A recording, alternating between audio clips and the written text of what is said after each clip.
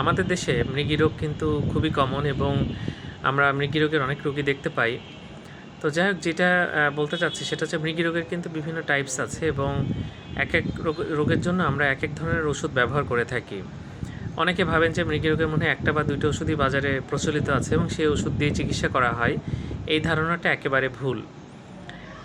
যেমন focal caesar হতে পারে, জেনারেলাইজ সিজার হতে পারে, টনিক সিজার, টনিক ক্লনিক, মায়োক্লনিক, বিভিন্ন রকম সিজারের টাইপ আছে। এক ধরনের ক্ষেত্রে কিন্তু একটা ওষুধ ভালো কাজ করে। তো আমরা প্রথমে হিস্ট্রি নিয়ে বা বিভিন্ন ইনভেস্টিগেশন করে আগে নিশ্চিত হতে চাই যে কোন টাইপের সিজার হচ্ছে এবং সেই ধরনের ওষুধ যদি আমরা দিতে পারি তাহলে কিন্তু ভালো কাজ হবে।